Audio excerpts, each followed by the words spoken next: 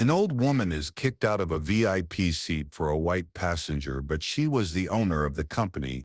When the elegant flight attendant asked the elderly black woman to give up her first-class seat, no one imagined it would be the biggest mistake in the airline's history, humiliating its own founder and owner in front of all the passengers. Subscribe if this story finds you and let me know where in the world you're watching from. John F. Kennedy International Airport was bustling with its usual activity that Friday morning. Executives with hurried steps, families dragging colorful suitcases, and impeccably uniformed flight attendants moved through the gleaming corridors. Amid that urban symphony, a discreet figure stood out for her simplicity. Beatrice Thompson walked slowly, leaning on her dark wooden cane, wearing a simple gray tweed outfit and carrying a leather bag worn by time. Her eyes, framed by deep wrinkles that told stories of an intense life, observed the movement around her with serenity. Her gray hair, carefully braided and tied in a low bun, gave her an appearance of quiet dignity, the kind that needs no adornments to be noticed. Beatrice headed to the Skyline Airlines check-in counter, the largest airline in the United States, for Flight 387 to San Francisco. "Good morning, dear," Beatrice greeted with a gentle smile to the young attendant, a white woman in her 20s, with blonde hair impeccably tied in a ponytail and perfectly manicured nails. "I'm here for the 10:45 flight to San Francisco."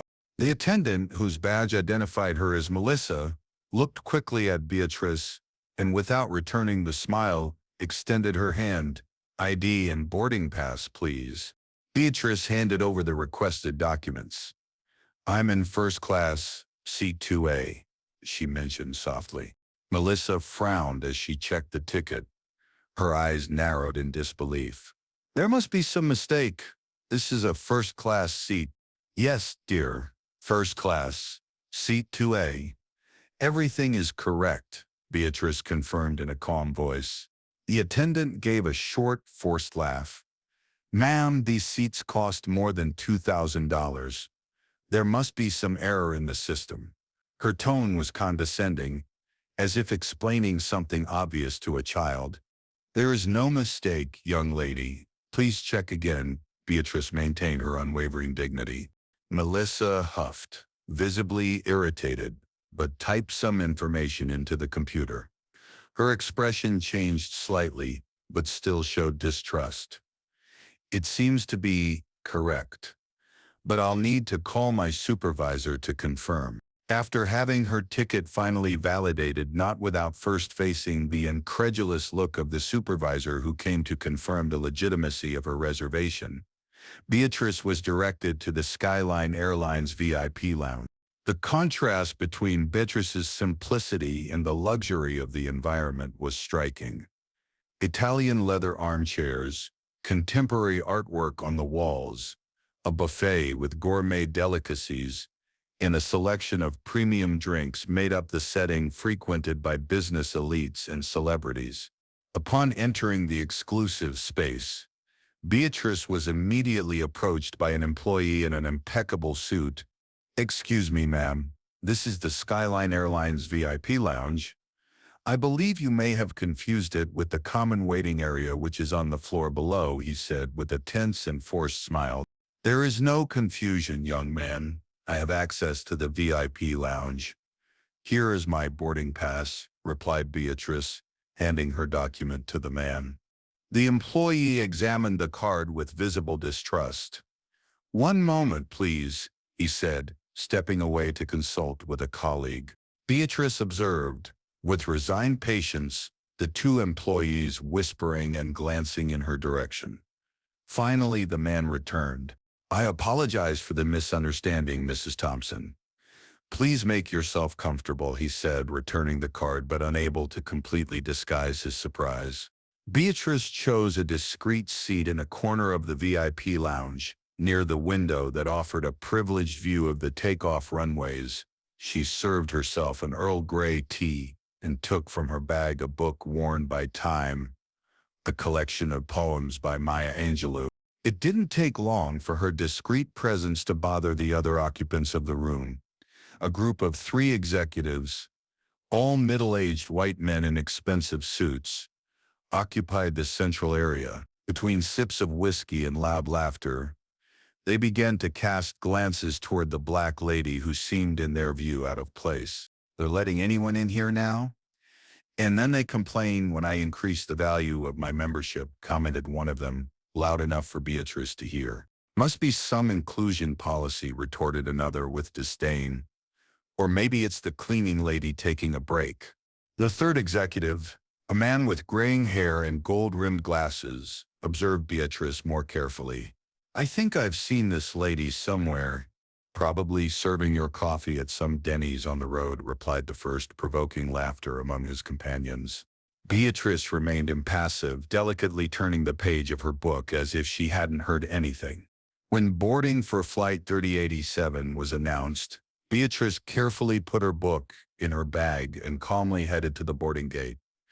The same executives from the VIP lounge were in the priority line, still exchanging joking comments about the elderly woman's presence among them.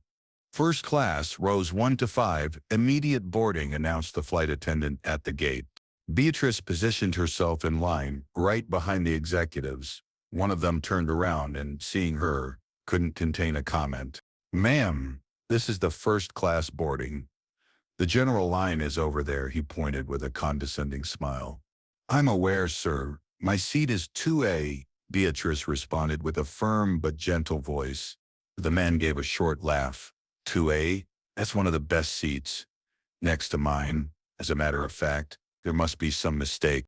The flight attendant intervened, checking Beatrice's boarding pass. "Everything is in order, Mrs. Thompson. You may proceed to board." The executives exchanged incredulous looks as Beatrice passed them with slow but dignified steps. Skyline Airlines First Class was a symbol of exclusivity and luxury. Seats that transformed into fully flat beds, luxury brand amenities, champagne served even before takeoff, and a menu signed by a Michelin-starred chef. Beatrice settled calmly into her seat 2A by the window. Beside her, seat 2B was empty, but was soon occupied by one of the executives from the VIP lounge. The man with graying hair and gold-rimmed glasses, who had commented on vaguely recognizing her. "Looks like we'll be travel companions," he commented with a forced smile. "It seems so," Beatrice responded politely as she arranged her bag under the seat in front of her. It didn't take long for an awkward situation to develop. A well-dressed and visibly influential white couple boarded last in first class. The woman, a blonde of approximately 50 years, wearing ostentatious jewelry and carrying a Hermes bag, stopped in the aisle next to Beatrice's seat. "Excuse me, I think there's been a mistake. This is our seat," she said, pointing to the place occupied by Beatrice. "There is no mistake, ma'am. My boarding pass indicates seat 2A, Beatrice calmly replied, showing her card. The woman examined the card with disdain. "There must be some error in the system. We reserve this entire row. It's impossible that you have a seat here." The woman's husband, a corpulent man with a golden Rolex watch, intervened. "Darling, let me resolve this." Turning to Beatrice, he assumed an authoritative tone. "Ma'am, there's certainly a misunderstanding. Why don't you move to economy class? I'm sure they'll find a place for you back there." The chief flight attendant, alerted by the growing tension, quickly approached. "Is there a problem here?" he asked, looking from Beatrice to the couple. "This lady is in our seat," insisted the woman. "We reserved this entire row to have privacy." The attendant checked the couple's boarding passes. "Mrs. Wainwright, I see that your reservations are for seats 3A and 3B. In the next row. Seat 2A belongs to Mrs. Thompson." "There must be some mistake," insisted Mr. Wainwright. "We've been Skyline Platinum Elite customers for years. We never sit in the third row. I'm sure the lady wouldn't mind switching with us." Mrs. Wainwright addressed Beatrice with an artificial smile. After all, one seat is as good as any other, isn't it? Beatrice remained serene. I'm sorry, but I prefer to remain in the seat I reserved. This is absurd, exclaimed Mrs. Wainwright, raising her voice. Do you know how much we paid for these tickets? The situation attracted the attention of all the first-class passengers, including the other two executives, who were in the VIP lounge.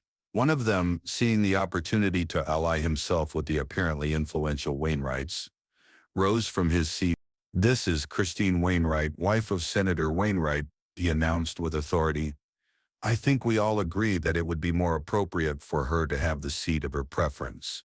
The chief flight attendant looked increasingly uncomfortable. Gentlemen, ladies, please. We have protocols to follow. Protocols. Mr. Wainwright laughed humorlessly. Do you know how many times I've flown with this airline? I personally know the CEO, Richard Hamilton. One phone call from me and your career will be compromised. The attendant hesitated, visibly intimidated. Perhaps we can make an exception in this case. Mrs. Wainwright smiled triumphantly. You see, dear, problem solved. Now, if you could take your things and move to seat 3. Beatrice didn't move. Her eyes, which had followed the entire scene with a disconcerting calm, fixed on the flight attendant. Young man, she said in a soft voice, but one that carried a natural authority that made everyone around fall silent instantly. Are you suggesting that I be removed from the seat for which I have a valid ticket because of the color of my skin or my appearance? A tense silence descended over first class.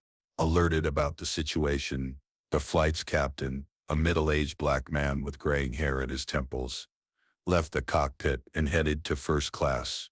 His face showed concern. What's the problem here? He asked with a firm voice.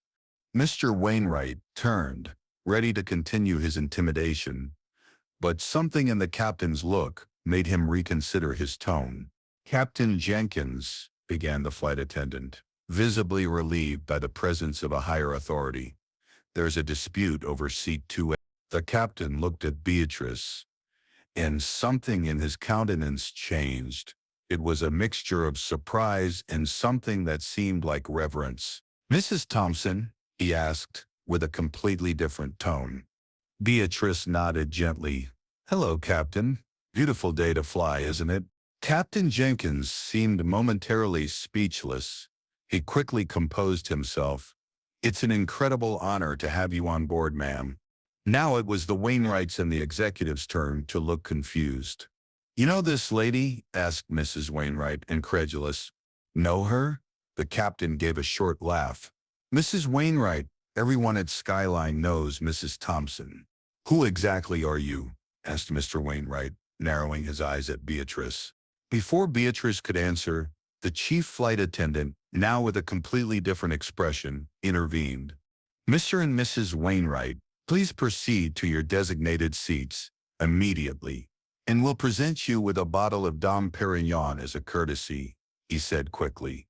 We're not leaving here until we know who this lady is. Who seems to have so much power, insisted Mrs. Wainwright. At this moment, the executive with golden glasses who was seated next to Beatrice visibly paled. Wait a moment, Thompson.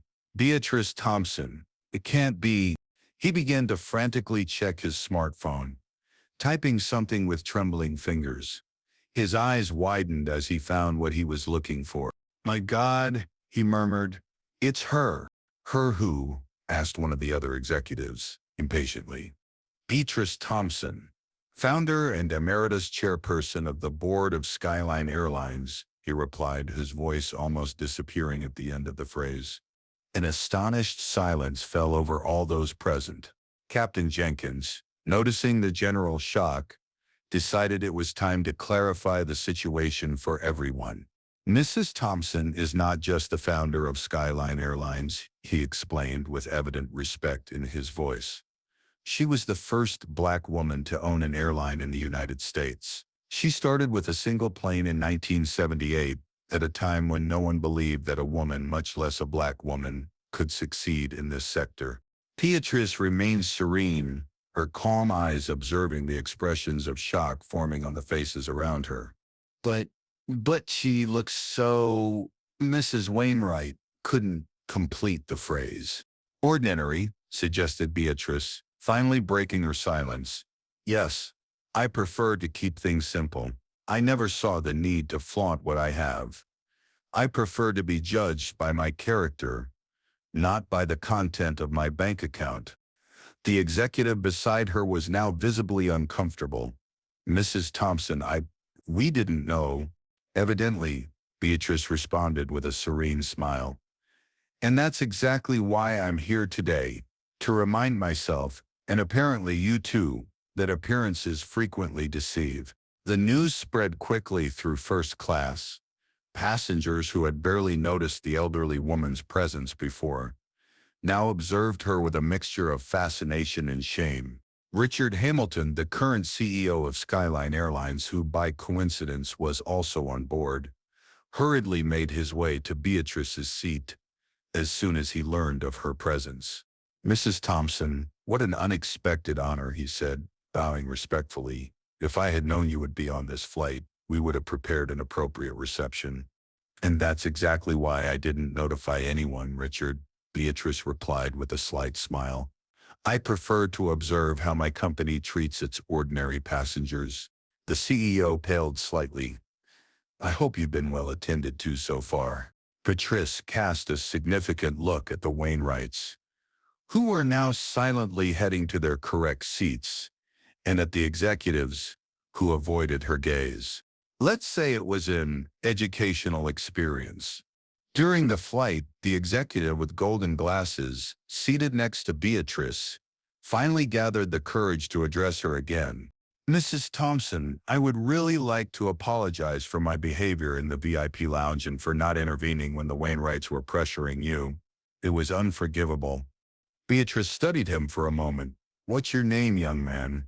Michael Peterson, ma'am. I'm the operations director at Westbrook Investments. Mr. Peterson, do you know why I founded Skyline Airlines? He shook his head negatively. In 1977, I was a university professor on my way to an important conference. It was my big chance to present research that could change my career. I was removed from my first-class seat, which I had paid for, to make room for a white man who arrived late. When I protested, I was thrown off the plane. I missed the conference and the opportunity. Michael lowered his eyes, visibly uncomfortable. Instead of suing the company, I decided to do something more meaningful. I used all my savings and convinced some brave investors to believe in my vision, an airline where everyone would be treated with dignity, regardless of their appearance. As the flight approached San Francisco, Beatrice became the center of attention in first class. Passengers who had previously ignored her now competed for a chance to exchange a few words with the legendary businesswoman.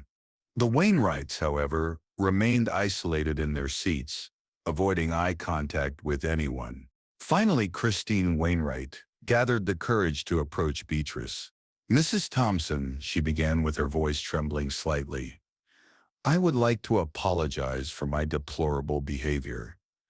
There's no excuse for the way I treated you. Beatrice looked at the woman for a long moment. You know, Mrs. Wainwright, 50 years ago, when I started my journey in business, I faced people who looked at me exactly as you looked at me today.